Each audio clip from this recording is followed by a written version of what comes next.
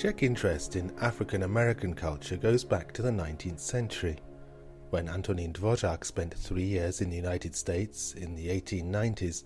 He explored African American and Native American musical traditions, seeing parallels with the Czech experience of living under Austrian domination. In the Czechoslovakia of the 1920s and 30s, interest in American jazz spread rapidly, and Native American culture was romanticised in the so-called tramping movement, with its dreams of a return to nature. The emergence of the civil rights movement coincided with the Cold War.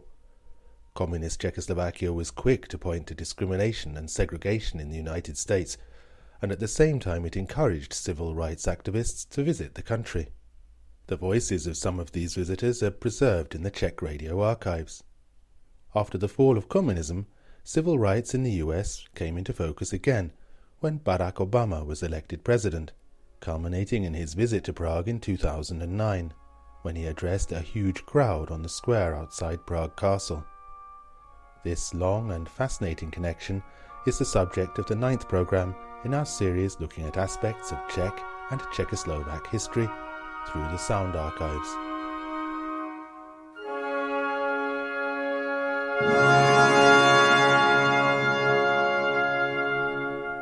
Dvořák's 9th Symphony, From the New World, has often been said to show the influence of African American music, and in the other direction, the Largo from the symphony provides the tune to the much-loved spiritual Going Home, here in a rendition by the inimitable Paul Robeson.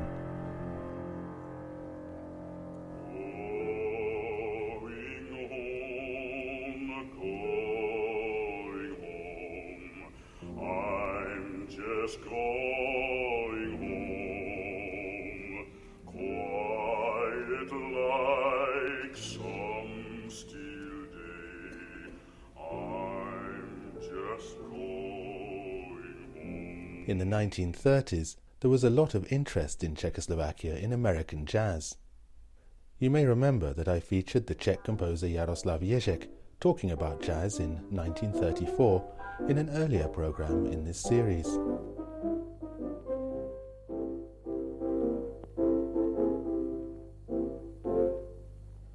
Jazz je v podstatě černošského původu. Umělecky byl stvořen Anglosaxy. Jazz, he says, has its roots in black American culture, and it's been absorbed successfully into the Anglo-Saxon tradition. But anyone who has tried to establish their own alternative kind of jazz has either ended up succumbing to second-rate imitation or has copied old forms of dance with a jazz veneer. This is the case with Czech jazz, which is based on the polka, and of German jazz, which has been adapted for the local dance halls and is banal and unbearably sentimental. In Czechoslovakia between the wars, there was a fascination with all things American, and when scouting became popular here, it was strongly influenced by Ernest Thompson Seton, who himself took inspiration from symbols and myths associated with Native American culture. Thompson Seton visited Prague in 1936, and he talked about what he called the Great Red Men of America. 50-odd years ago, I went west to live on the plains of America in contact with the North American Indians. I was attracted by the glamour that Fenimore Cooper and other romanticists had shed about the red man, and yet I was warned and distrustful because of countless alleged histories of Indians' cruelty, Indian massacres, Indian cold-blooded atrocities. I had to live with them many years and accumulate a library of thousands of records, talk with hundreds of old-timers who knew the truth, before I learned that all of these stories of wickedness and cruelty were pure fabrications, were wicked slanders invented by the white men to justify the invaders in seizing the Indian lands and dispossessing him of all his property, his game, his horses, his liberties, as well as his home and children. We that are troubled over these great issues believe that we can most quickly get light and practical guidance by studying these methods and results of the great red men of the past. It is with this as my compelling thought and motive that I am going about from land to land, proclaiming the methods and delivering the gospel message of the great red men of America. Just 2 years after Thompson-Seton's visit to Prague, Czechoslovakia was carved up by Nazi Germany, with a murderous message that could not have been further removed from his ideals.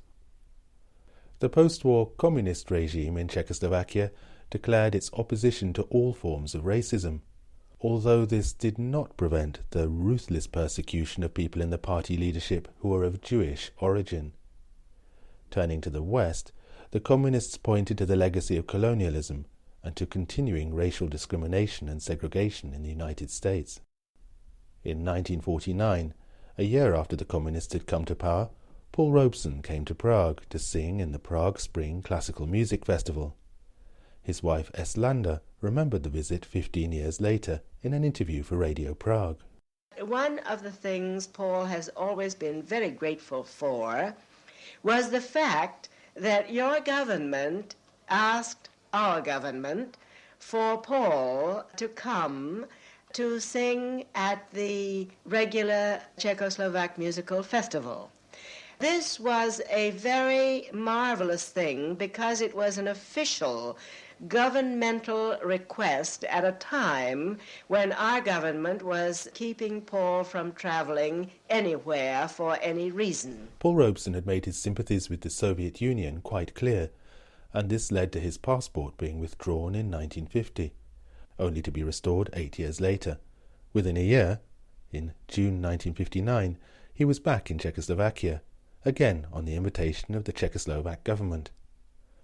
Although he stayed for less than 2 days, he was a star guest at the International Congress of Socialist Culture in Prague, along with the Soviet composer Dmitry Shostakovich, and was given a rapturous welcome by the 2,000 delegates at Prague's Industrial Exhibition Hall. Jak se máte? He began his address with the words Jak se máte, how are you, in Czech. It is a great privilege and pleasure to be with you again here in Prague, to greet my dear friends, the people of Czechoslovakia, and to greet you, many friends from many lands. My deepest thanks for your concern over many years, for your help, and for your encouragement. And this is true not only of myself, but of many of us in America who have consistently struggled for peace and friendship with you and with all the peoples of the lands of socialism. The speech went on to heap praise on the Soviet Union. On recent visits to the Soviet Union, it was wonderful to see the development, the new cultural growth of many peoples in the eastern sections like Uzbekistan, who have leapt across the centuries into the present and into the future. How inspiring to see the wealth of talent among the youth and in the factories. But the speech was not just about the achievements of the Soviet Union. The theme of the International Congress was culture, and Robeson put forward his ideas of the role of culture in socialism. Throughout the ages, the great roots of culture have come from the people. The great genius has come from them. Paul Robeson also flattered his hosts with references to Czech culture, above all the music of Leoš Janáček. A great musician, not only who understood so much the richness of his people's language that the very melody of his music is the melody of the speech of the peoples of Czechoslovakia. And of course, Robeson had words of praise for Antonín Dvořák. And your great Dvořák came to our land and heard the beautiful songs of my folk and pointed out to us in America that here was the basis of a great musical art springing from a people who had been torn from Africa and brought in slavery to the lands of America. With his charisma and his resounding bass voice, Robeson must have made a huge impression on his audience, including the big delegation from the Soviet Union. He broke into song in Russian. Melodiya тоже сами, melodiya языка. Достиг я выше власти, шестой уж год я царствую спокойно, но счастья нет моей измуч. Robeson's praise of Soviet-style socialism at the Prague Congress came at a time when political dissent in Czechoslovakia could still mean imprisonment or worse. In the preface to his 1979 novella The Bass Saxophone, the novelist and great Czech jazz aficionado Josef Škvarecký, writing from exile in Canada, remembered Paul Robeson's visits to Czechoslovakia with bitterness. "They pushed Paul Robeson at us," he wrote, "and how we hated that black apostle who sang of his own free will at open-air concerts in Prague at a time when the great Czech poets were pining away in jails." Well, maybe it was wrong to hold it against Paul Robeson. No doubt he was acting in good faith, convinced that he was fighting for a good cause. But they kept holding him up to us as an exemplary, progressive jazzman, and we hated him.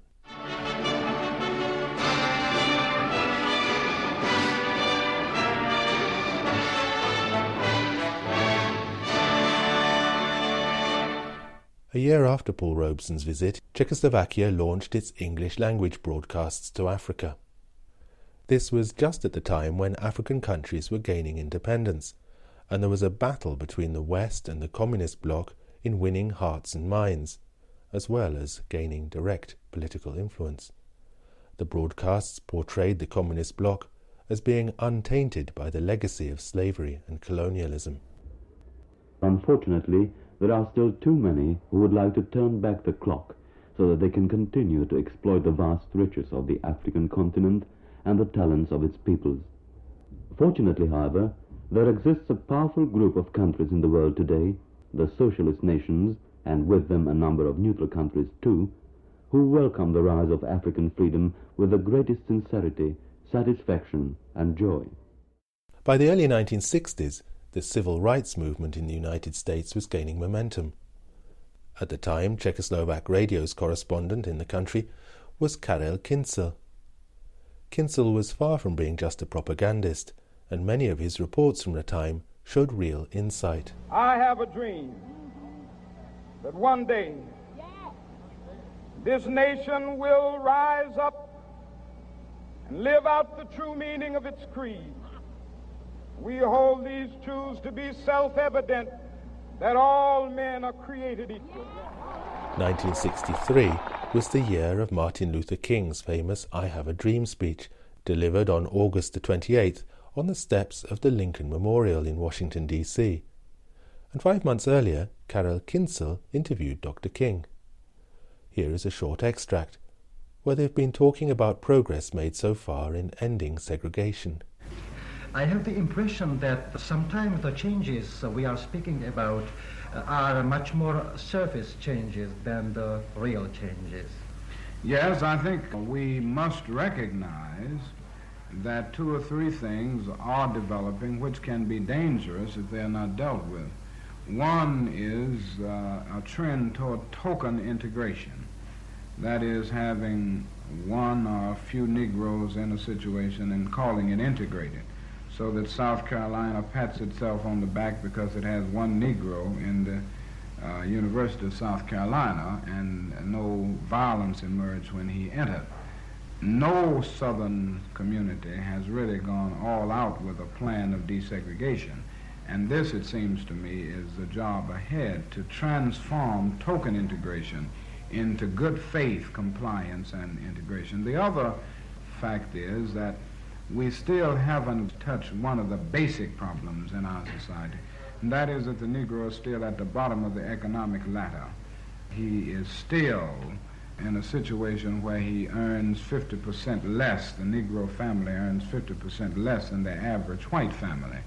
Now, as long as there's economic insecurity, there will be many social problems developing. And it seems to me that this is one of the great changes that must take place if we're to have genuine progress. In that same year, Karel Kincl travelled to Jackson, Mississippi, to interview James Meredith, who had recently become the first African-American student at Ole Miss, the University of Mississippi. I have to say, Mr. Meredith, how happy I am that I have the opportunity to speak with you. Every child in Czechoslovakia knows a lot about you. It's Sunday now, and you joined your family here in Jackson, Mississippi. How old are you, Mr. Meredith? Well, I'm an old man, 29 years old now. I'll be 30 my next birthday. I see. When you began to think about the University of Mississippi? I've been thinking about it ever since I've known there was such an institution, or since I was 10, 11, 12 years old. I think that it would be much easier for you to enter some of the universities in the north of the United States. Why you decided to go to the Ole Miss? I think that the time has come in the world today when all men, the human being of all descriptions, should have the opportunities of human equality, or the opportunity of at least trying for whatever there is to be gained in the world of men. I don't think that Mississippi, the South, Asia, Africa, Europe, or any other place should be any exception. The next question I would like to give Mrs. Meredith. I understand that there were attempts to intimidate not only your husband, but you and his parents as well. I would like to ask you what was and what is the attitude of yours and perhaps of Mr. Meredith's parents to what he has been going through. Well, he's doing something now that he's always wanted to do, so I'm glad that he's there. And the last question, Mr. Meredith. What are you planning to do after completing your studies? I want to do all I can to reach some of these humanitarian goals that I speak of. Whatever seems to me to be the appropriate thing to do to further this cause, if you want to say, this is what I intend to do. Thank you, Mr. Meredith, and in the name of all listeners of Czech Radio in Prague, I wish good luck to you. Thank you. James Meredith went on to have a career as a Republican politician and political advisor. He is still going strong at 86. The radio reporter, Karel Kinzel, was later to face huge difficulties back home in Czechoslovakia after he condemned the Soviet-led invasion of 1968. He was banned from working in the media and went into exile in Britain in 1983. After the fall of communism in 1989, he returned to Czechoslovak radio. Thank you very much, folks. Now it's time to go down to my hometown, New Orleans, Louisiana. Here's a number that's famous down there called The Bucket's Got a Hole in It. Atta boy. In March 1965, Louis Armstrong came to Prague.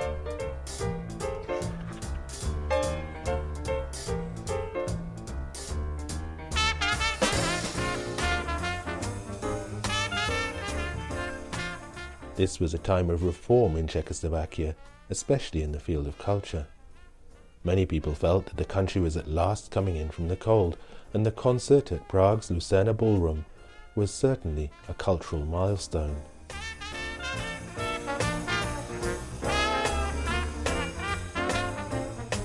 Oh, the bucket's got a hole in it.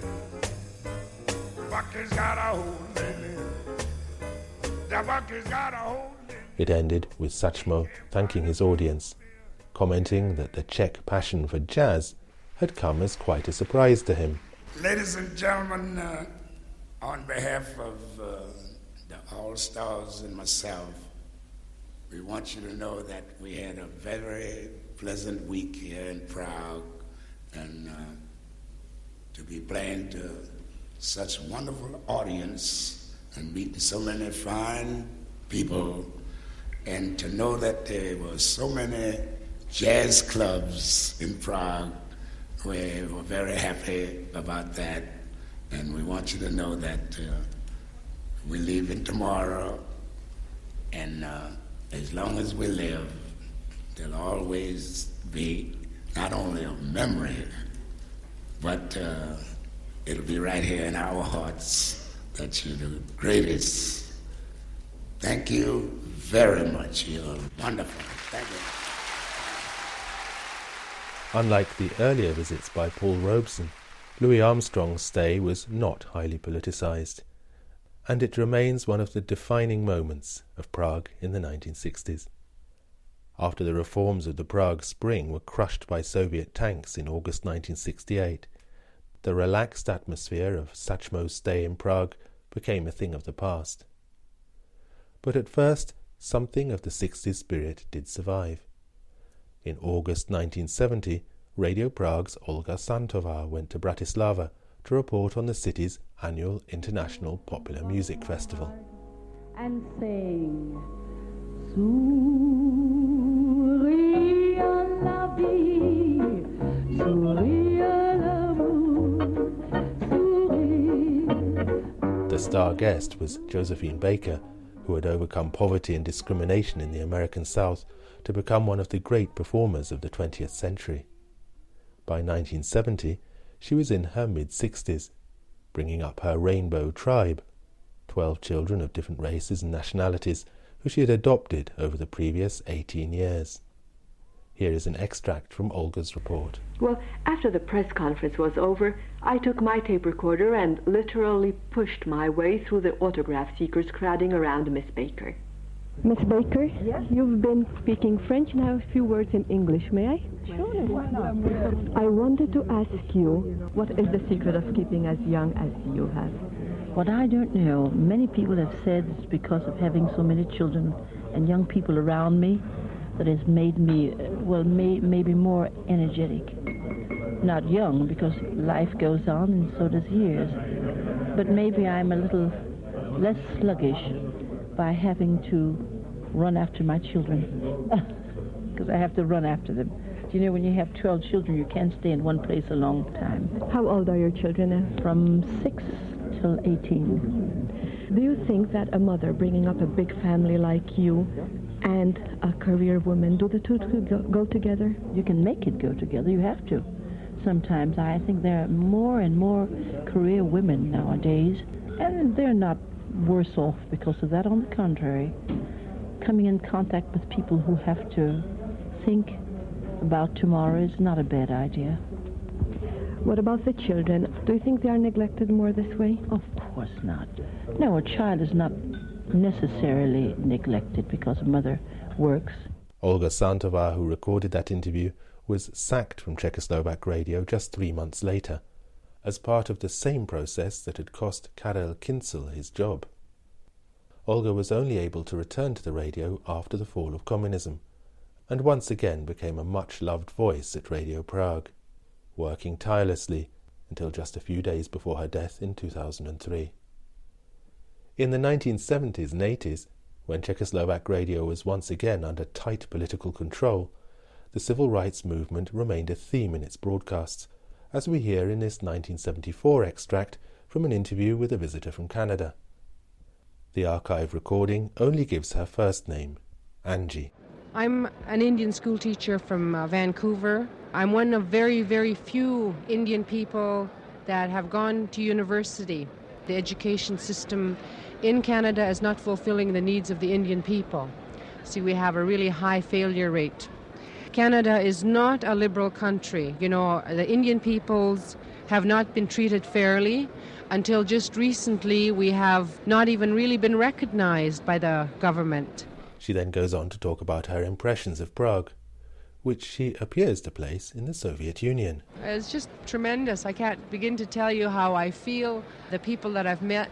You know, I'm really surprised at the Soviet system. We get a lot of poor impressions of the Soviet Union in Canada. I'll tell you some of them which are really funny. First of all, the city is very drab is one misconception. Another one is no one is happy. Everybody walks around like they're really, really suppressed. Third one is that the clothing here is very, very poor and drab. The fourth one is that such Western things like mini skirts and long hair is out of the question. Well, all these are really misconceptions, you know. And I, because I'm a socialist, have always viewed the Soviet Union in a friendly way. This is Radio Prague, Czechoslovakia, the Afro-Asian service. In the 1980s, Czechoslovakia's broadcasts to Africa and Asia continued to expand. This is 1985, with no sign of an end to the Cold War. The program refers to the devastating famine in Ethiopia. This fact has not escaped the attention of the people and the government of Czechoslovakia, as well as other socialist countries who have done their utmost to help.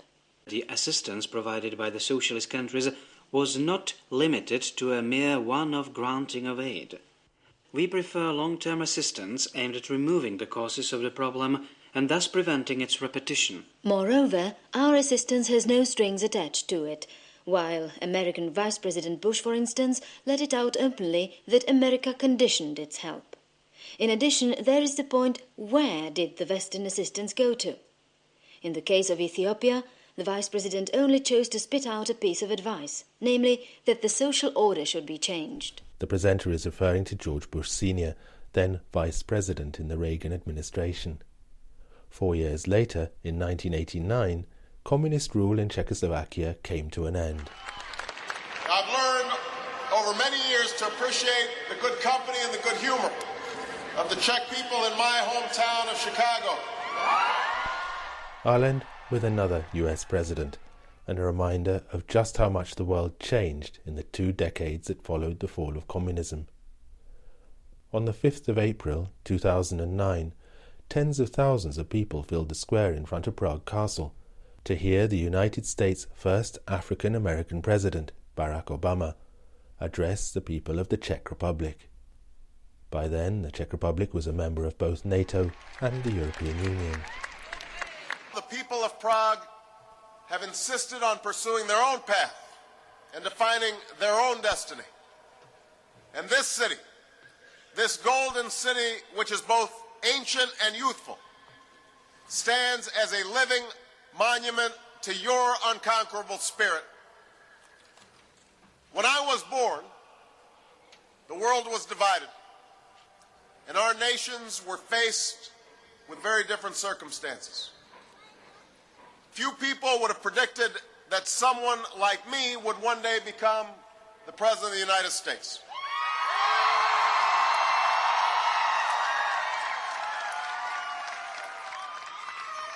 Few people would have predicted that an American president would one day be permitted to speak to an audience like this in Prague.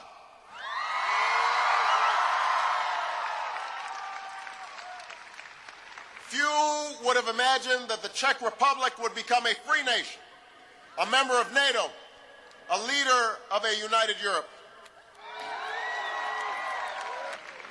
Those ideas would have been dismissed as dreams. We are here today because enough people ignored the voices who told them that the world could not change. We're here today because of the courage of those who stood up and took risks to say that freedom is a right for all people, no matter what side of a wall they live on, and no matter what they look like.